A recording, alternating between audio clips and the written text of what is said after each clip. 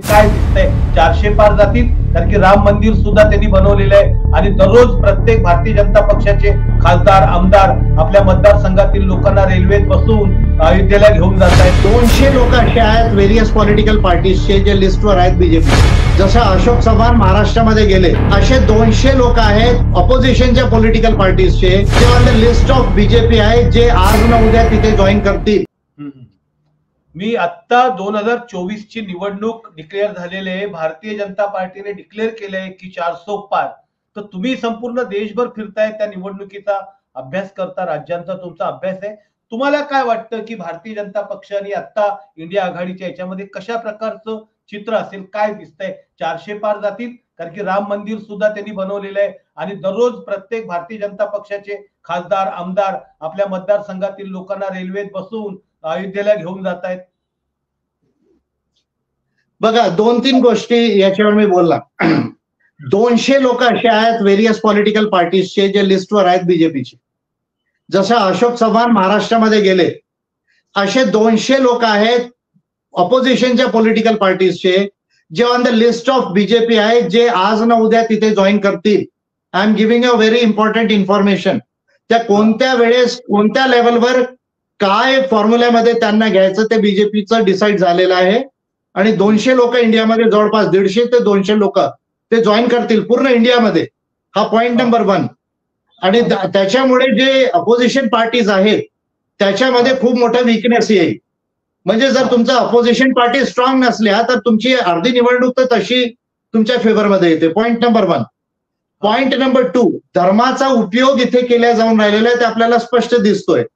म्हणजे निवड लोकशाहीमध्ये मुळात कोणताच धर्माचा रोल नसावा. म्हणजे जी डेमोक्रेसी आहे, जे कॉन्स्टिट्यूशन आहे, जे रूल ऑफ लॉ आहे, ते धर्माशी दूर राहूनच त्याचा उदय झालेला आहे युरोपमध्ये.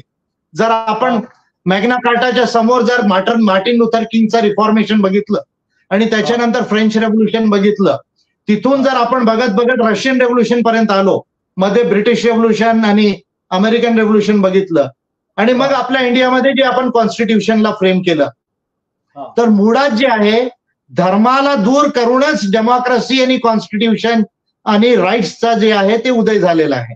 पण आपल्या देशामध्ये आपण बीजेपी याला थोडा रिव्हर्स करण्याचा प्रयत्न करताय आणि बाय अँड लार्ज जे आहे ते थोडं सक्सेस होत आहे. त्याचे कारण दुसरे आहेत, त्याच्यावर मी कधी स्पेसिफिक इंटरव्ह्यू मध्ये बोलणार तुम्हाला. ही दुसरा पॉइंट आहे. तरी सुद्धा आता हे इलेक्ट्रल बॉन्डच्या मुळे आपल्याला वाटत असेल की पैशामध्ये कमी येईल, पण असं काही नाही. आता त्यांना जे 6-6.5 हजार कोटी मिळालेले आहेत याच्या व्यतिरिक्त एवढाच पैसा ऑलरेडी त्यांनी जमवलेला आहे.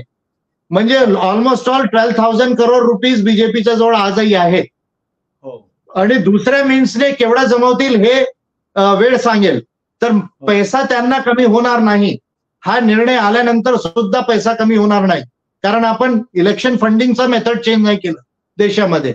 तरी सुद्धा माझा असा प्रश्न आहे की कोणतीही पॉलिटिकल पार्टी असो ती क्लेम करू शकते, जसं मी क्लेम करू शकतो की नाही एपी यावेळेस निवडणूक जिंकणार, पण कोणत्या सीटमध्ये किती मताने किती सीट एक्झॅक्टली आपण जिंकू हे आपण सांगू शकत नाही. कारण आपल्याला वोटर काय वोट करेल हे आपण सांगू शकत नाही डेमोक्रेसीमध्ये, कारण that is a secret ballot.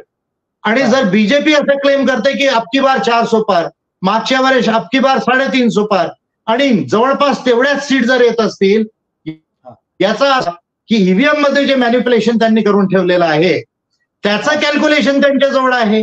आणि 350 म्हटलं म्हणजे जवळपास 350 येतात, 400 म्हटलं म्हणजे जवळपास 400 येतात. म्हणजे ईव्हीएमचं जे मॅनिप्युलेशन आहे, टेम्परिंग आहे, ते महत्वाचं आहे.